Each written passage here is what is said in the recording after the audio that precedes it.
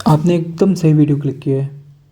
मैंने ना कई बार यूट्यूब में बार बार सर्च किया कि हिंदी साहित्य की पीवाईक्यू का कोई डिस्कशन तो करवाया होगा, लेकिन कोई एक ऐसा वीडियो नहीं मिला जिसमें सही से पीवाईक्यू के जो क्वेश्चन हैं ना उनका डिस्कशन हुआ हो। तो इसलिए मैंने सोचा कि क्यों ना इस चैनल जो है हमारा उसमें जो है हिंदी साहित्य के सारे पीवाईक्यू को डिस्कस करवाया जाए डेली बेसिस पे, और भी टॉपिक वाइज डिस्कशन करवाया जाए। तो इस चैनल में वैसे तो बहुत कम सब्सक्राइबर हैं, लेकिन कोई फ़र्क नहीं पड़ता है। हम हिंदी साहित्य के अलावा भी आप सभी के सामने जो है कई सारे वीडियोस बीच बीच में लाएंगे और समझेंगे हम अपने यूपीएससी के पाठ्यक्रम को, और यूपीएससी के जो उसकी डिमांड है उस चीज़ को समझने का हम पूरा प्रयास करेंगे। तो दोस्तों, ये जो हिंदी साहित्य का जो आपका वीडियो रहेगा वो यदि डेली नहीं आता है तो एक अल्टरनेट आएगा, और मुख्य रूप से हिंदी साहित्य का ये टॉपिक वाइज जो है आपका पीवाईक्यू डिस्कशन यहाँ पर कराया जाएगा। तो सबसे पहले जो है ना हम सिलेबस को यहाँ पर देख लेते हैं कि सिलेबस हमारा क्या क्या है। सबसे पहले देखिए, सिलेबस में हम हिंदी साहित्य की जब बात करते हैं ना तो पेपर 1 पेपर 2 आप सभी को पता है, इसमें कोई वैसा नहीं, बस आपको 2-3 मिनट बस मैं यहाँ पर लेना चाहूँगा। और पेपर 1 के भी 2 पार्ट हैं, पेपर 2 के भी 2 पार्ट हैं। पेपर 1 के पार्ट में सबसे पहला जो है भाषा खंड वाला है, आप यहाँ पर देख सकते हैं। फिर पेपर 1 के ही पार्ट 2 में जो है वह हिंदी साहित्य का इतिहास है, उसमें प्रासंगिकता है, हिंदी साहित्य लेखन की परंपरा है, और 4 काल हैं जिनमें आदिकाल है, भक्तिकाल है, रीतिकाल है, और उसके प्रमुख कवि जिनको हमें पढ़ना है आदिकाल है, और फिर आधुनिक हिंदी कविता की मुख्य प्रवृत्तियाँ यहाँ से स्टार्ट हो जाती हैं। कथा साहित्य है, नाटक है और रंगमंच है, आलोचना है, और लास्ट में जो है गद्य की अन्य विधाएँ, ललित निबंध है, रेखा चित्र है, संस्मरण है और यात्रा वृत्तांत है। तो इस प्रकार से पेपर 1 का पार्ट 1 पार्ट 2 है।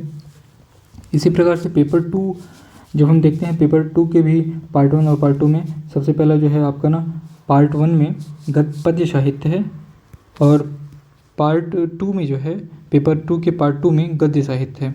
उनमें से हमें जो है ना टोटल पद्य साहित्य में देखिए कबीर को पढ़ना है, कबीर की ग्रंथावली पढ़ना है, सूरदास की भ्रमर की सार पढ़नी है, तुलसीदास की रामचरितमानस में सुंदरकांड वाला पाठ पढ़ना है, और कवितावली के उत्तरकांड वाले पाठ को पढ़ना है, जायसी की पद्मावत पढ़ना है, और पद्मावत में भी हमें यहाँ पर रिफाइंड है कि सिंघल द्वीपखंड और नागमती वियोगखंड पढ़ना है, बिहारी की बिहारी रत्नाकर पढ़ना है, मैथिली शरण गुप्त की भारत भारती, जयशंकर प्रसाद की कामिनी, उसके दो सर किंतु और श्रद्धा सर्ग, निराला की राग विराग, राम की शक्ति पूजा को गुरुमुत्ता, यहाँ पर 2 रचनाएँ हमें पढ़नी है, दिनकर की कुरुक्षेत्र, और अज्ञेय की आंगन के पार द्वार, मुक्तिबोध की ब्रह्मराक्षस, और बादल को घिरते देखा है नागार्जुन की रचना, और अकाल और उसके बाद हरिजन कथा, ये नागार्जुन को पढ़ना है। इसी तरीके से गद्य साहित्य में भी भारत दुर्दशा है, आषाढ़ का एक दिन है, चिंतामणि भाग 1 भाग 2 है, और गोदान, स्कंदगुप्त, दिव्या है, मैलांचल है, महाभोज है, और एक दुनिया समानांतर की सभी कहानियाँ हैं। तो इस प्रकार से आपका जो है मूल पाठ्यक्रम है हिंदी साहित्य का पेपर 1 और पेपर 2 के बारे में। तो हमें स्टार्ट कहाँ से करना है, ये क्वेश्चन सबसे पहला आता है। स्टार्ट हम कहाँ से करें, यानी कि अपना जो ये जो टॉपिक वाइज पीवाईक्यूज डिस्कशन होगा उसका शुरुआत कहाँ से किया जाए। तो इसकी शुरुआत जो है हम करना चाहेंगे पेपर 1 के पार्ट 2 से, यानी कि खंड खा से। खंड खा में जो पहला टॉपिक है हिंदी साहित्य की प्रासंगिकता और महत्व तथा हिंदी साहित्य की इतिहास लेखन की परंपरा। इस टॉपिक से हम जो है जितने भी पीवाईक्यू पूछ रहे हैं, मतलब कि लगभग आपका 8-10 क्वेश्चन इसमें बनेंगे, है ना। इस टॉपिक से लगभग 8 मतलब हम मान लेते हैं 20 साल जो है हम ले रहे हैं, और इस 20 सालों में लगभग क्वेश्चन जो हैं आपके अल्टरनेट कभी आए हैं कभी नहीं भी आए हैं। तो 8-10 क्वेश्चन हम डिस्कस करेंगे, जिससे पीवाईक्यू के माध्यम से ना हमारा क्या डिस्कस हो जाएगा पता, ये पूरा टॉपिक भी कवर हो जाएगा। तो देखते हैं अपने पीवाईक्यू की ओर। एक बात और मैं यहाँ पर बताना चाहूँगा कि आपका जो हिंदी साहित्य की जो पार्ट है ना, हिंदी साहित्य की प्रासंगिकता और जो आपका साहित्य लेखन परंपरा है, उसमें मुख्य रूप से इसकी आपको एक मैं सार देना चाहूँगा कि सार में हम क्या क्या पढ़ेंगे। चलिए हम मेन पेज में आ जाते हैं। सबसे पहले ना जो हिंदी साहित्य की जो लेखन परंपरा है, हम जब लेखन परंपरा में देखते हैं, लेखन परंपरा जो है हमारी लेखन परंपरा वो मुख्य रूप से 2 टाइप से है। देखिए हम देखते हैं, मतलब इसमें जो 2 टाइप से नहीं, मतलब लेखन परंपरा में हम मुख्य रूप से शुक्ल को रखते हैं, केंद्र बिंदु में। और शुक्ल के आधार पर हम हमारे लेखन परंपरा का जो विकास है उसको 3 भागों में बांट लेते हैं। एक शुक्ल पूर्व युग, एक शुक्ल युग, है ना, शुक्ल युग में कैसा था, और एक शुक्ल के पश्चात युग, ठीक है, शुक्लोत्तर युग। शुक्लोत्तर युग देख लेते हैं। तो इस प्रकार से शुक्ल पूर्व युग में भी क्वेश्चन आए हैं, शुक्ल युग में भी तो क्वेश्चन आए ही हैं, और शुक्लोत्तर युग में भी क्वेश्चन बने हैं। शुक्ल पूर्व युग में हम अनौपचारिक लेखन परंपरा और औपचारिक लेखन परंपरा में देखते हैं। और शुक्ल में हम हजारी प्रसाद द्विवेदी को पढ़ते हैं, आचार्य रामचंद्र शुक्ल का दृष्टिकोण पढ़ते हैं, रामस्वरूप चतुर्वेदी का दृष्टिकोण पढ़ते हैं, और शुक्ल के बाद जो भी हुए हैं उनका दृष्टिकोण पढ़ेंगे। तो चलिए सबसे पहला जो है हम क्वेश्चन जो है हमारा वो पहला क्वेश्चन है, आचार्य रामचंद्र शुक्ल की साहित्य इतिहास दृष्टि के प्रमुख बिंदुओं को स्पष्ट करिए। ठीक है, ये क्वेश्चन है, 2024-25 का ही क्वेश्चन है, 2024 का क्वेश्चन है, 23-24 क्वेश्चन है, 25 में हो सकता है ये क्वेश्चन आ जाए, है ना। तो समझते हैं। ठीक है, ये देखिए यहाँ पर आप समझ सकते हैं क्वेश्चन क्या पूछ रहा है। क्वेश्चन है अपना कि आचार्य रामचंद्र शुक्ल की साहित्य इतिहास दृष्टि, किसकी साहित्य इतिहास दृष्टि पूछा जा रहा है, आचार्य रामचंद्र शुक्ल की साहित्य के इतिहास की दृष्टि पूछ रहा है, उसके प्रमुख बिंदु पूछ रहा है। तो देखो, जब भी हम क्वेश्चन को फ्रेम करेंगे ना, उसमें हम मुख्य रूप से इंट्रो, उसमें हम मुख्य रूप से बॉडी और उसका क्या है निष्कर्ष, कंक्लूजन क्या है, इस पर हम बात करेंगे। ठीक है, तो इस पर कंक्लूजन क्या लिखा जाए, क्योंकि आचार्य रामचंद्र शुक्ल को केंद्र बिंदु पर रखेंगे और उसी के आधार पर हम अपना इंट्रो बनाएंगे। तो हम यह बता सकते हैं कि सन 1929 में हिंदी साहित्य का इतिहास, जो इनकी पुस्तक है, किनकी, आचार्य रामचंद्र शुक्ल की पुस्तक है, 1929 में आचार्य रामचंद्र शुक्ल ने नागरी प्रचारणी सभा के ग्रंथ हिंदी शब्द सागर की भूमिका के रूप में जो है हिंदी साहित्य का इतिहास जो है पुस्तक लिखी। और अब हम जो है ये तो हम इंट्रो में बता सकते हैं, लेकिन मुख्य रूप से प्रमुख बिंदु पूछ रहा है ना, तो इस प्रमुख बिंदु में आप क्या बताओगे। इस प्रमुख बिंदु में आपको बताना पड़ेगा कि शुक्ल जी का जो इतिहास दृष्टि है वह पूर्णतः क्या है, परिपक्व है, पूर्णतः परिपक्व है, स्पष्ट है व विकसित है। शुक्ल जी की इतिहास दृष्टि जो है वह मुख्य रूप से प्रत्यक्षवादी या विधेयवादी दृष्टिकोण जो है शुक्ल जी का रहता है। कैसा दृष्टिकोण, प्रत्यक्षवादी या विधेयवादी। अब यहाँ पर थोड़ा सा क्वेश्चन बनता है, ये प्रत्यक्षवादी और विधेयवादी दृष्टिकोण क्या है। देखिए, जब हम किसी कार्य की व्याख्या करते हैं, समझिएगा बात को, जब हम किसी कार्य की व्याख्या करते हैं और उस कार्य की व्याख्या में हम मुख्य रूप से वस्तुनिष्ठ कारणों के आधार पर उस कार्य की व्याख्या करते हैं, वस्तुनिष्ठ कारणों के आधार पर कार्य की व्याख्या करना ही क्या कहलाता है, प्रत्यक्षवादी या विधेयवादी दृष्टिकोण कहलाता है। तो शुक्ल जी ने अपने इतिहास लेखन में कौन से दृष्टिकोण को अपनाया, प्रत्यक्षवादी दृष्टिकोण को अपनाया। शुक्ल जी ने कहा है कि कोई यदि समाज है, उस समाज में क्या होता है कि चित्तवृत्ति जो होती है, मतलब प्रत्येक देश का जो साहित्य होता है वह जनता की, जैसे एक समाज है और वहाँ का एक साहित्य है, ठीक है, वहाँ का एक साहित्य है, तो यहाँ जो है क्या रहेगी, जनता रह रही होगी। तो ये जो साहित्य लिखा जाएगा इस जनता की चित्तवृत्ति के आधार पर लिखा जाएगा। जब जनता की चित्तवृत्ति बदलेगी तो साहित्य भी क्या होगा, बदलेगा। जब जनता की चित्तवृत्ति बदलेगी तो साहित्य भी बदलेगा। अच्छा, चित्तवृत्ति जो है क्यों बदलेगी भैया, चित्तवृत्ति बदलेगी, उनका जो विचार क्यों बदलेगा, उनका मन क्यों बदलेगा। उनका मन बदल सकता है राजनीतिक कारण से, आर्थिक कारण से, धार्मिक कारण से बदल सकता है, ठीक है।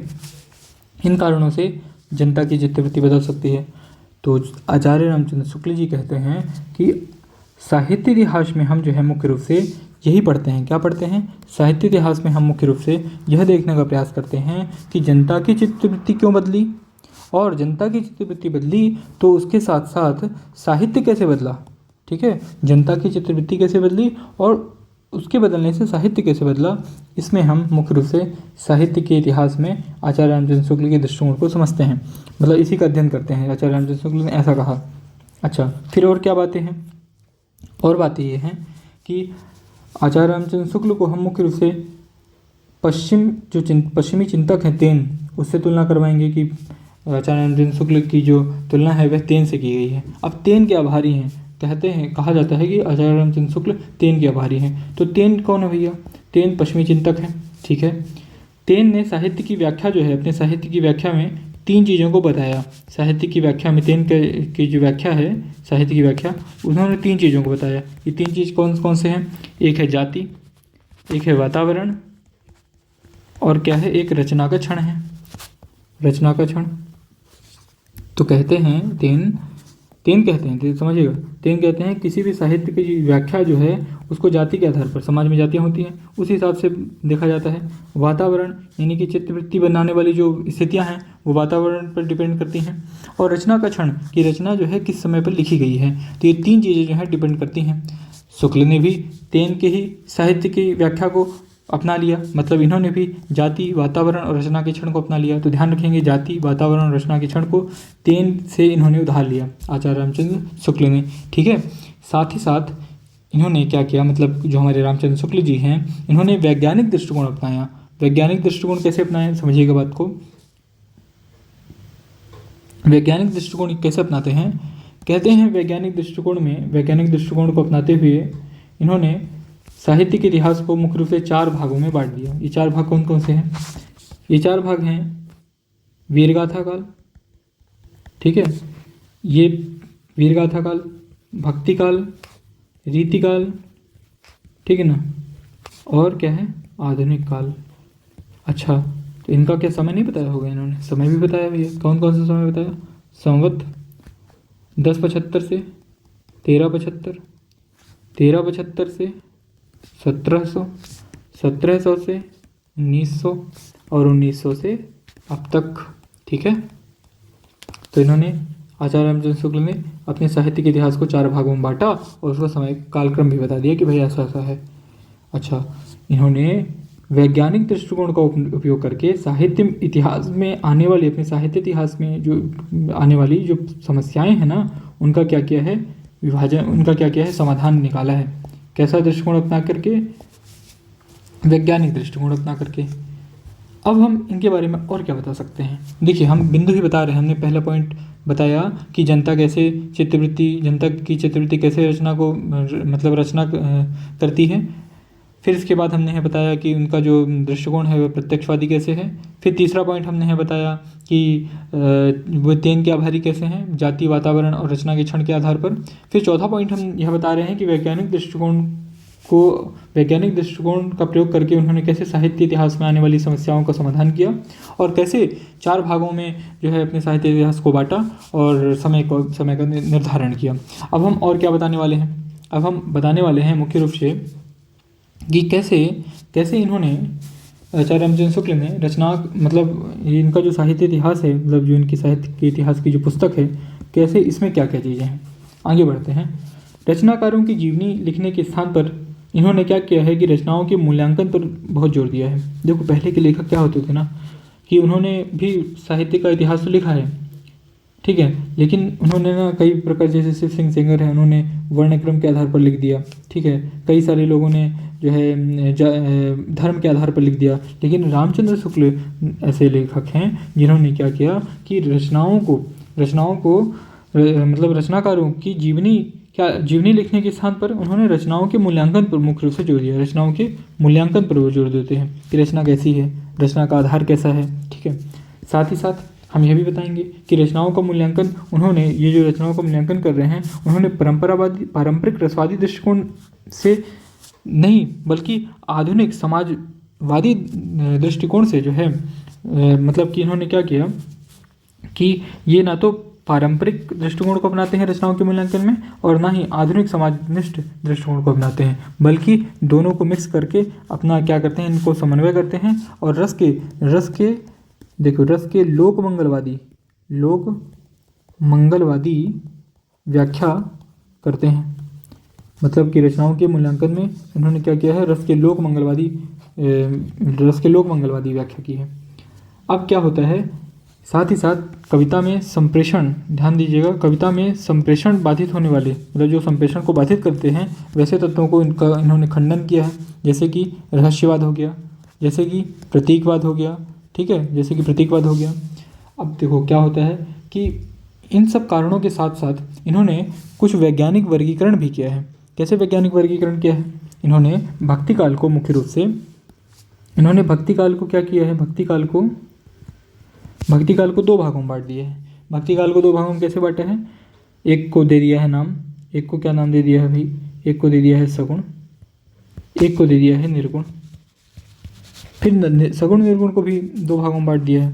एक को दे दिया है सगुण में दे दिया है राम भक्ति शाखा, एक कृष्ण की भक्ति कर रहे हैं, और एक जो है निर्गुण में जो है ज्ञान को महत्व दे रहे हैं, और एक जो है प्रेम को महत्व दे रहे हैं। तो इस प्रकार से ये शाखा बढ़ गई। तो भक्ति काल का भी इन्होंने क्या किया है? वैज्ञानिक वर्गीकरण किया है। साथ ही साथ रीतिकाल को हम क्यों भूले भाई? रीतिकाल को भी लिख लेंगे। ये देखो, ये सब पॉइंट्स आप बता रहा हूँ मैं, ऐसा ना हो कि यहाँ पर गप वप चल रहा है। देखिए, आचार्य रामचंद्र शुक्ल की साहित्य इतिहास दृष्टि के प्रमुख बिंदु बताना है, तो हम जो बिंदु बता रहे हैं उसी को हम अपनी कॉपी में लिख के आएंगे। ठीक है, तो रीतिकाल को भी इन्होंने दो भागों में, रीति काव्य और किस भागों में? रीति स्वच्छंद भागों में, रीति स्वच्छंद में बांटा है। ठीक है, ये हुआ। अब देखिए, ये तो हो गए पूरे बिंदु, हम एकदम वैसे बताएं तो पूरे बिंदु हो गए। लेकिन अब और क्या हो सकता है? क्या ये प्रश्न पूरा हो गया ये इन बिंदुओं को 5 मतलब 6-7 बिंदु बता देने से? हाँ, हम बोल सकते हैं पूरा तो हो गया, लेकिन चूंकि ये प्रश्न जो है 20 नंबर में है, इसलिए हमें जो है इसकी सीमाएं भी बतानी पड़ेंगी कि सीमाएं जो हैं कैसी हैं, मतलब कि आचार्य रामचंद्र शुक्ल के साहित्य इतिहास दृष्टि की सीमाएं क्या हैं, उनकी आलोचना का एक बिंदु भी हमें जो है अपनी पुस्तक, अपनी जो है कॉपी में लिखना पड़ेगा। तो क्या है इनकी मतलब सीमाएं क्या हैं? देखो, आचार्य रामचंद्र शुक्ल और हजारी प्रसाद द्विवेदी दोनों भी एकदम कट्टर दुश्मन। मतलब हजारी प्रसाद द्विवेदी वैसे, मतलब आप कट्टर दुश्मन ऐसा नहीं समझना कि ऐसे मारपीट वाला, मतलब नॉर्मल ऐसा कि जहाँ जहाँ आप आचार्य रामचंद्र शुक्ल को देखोगे, उनके मतों का खंडन जो है वह किसने किया है? हजारी प्रसाद द्विवेदी ने किया है।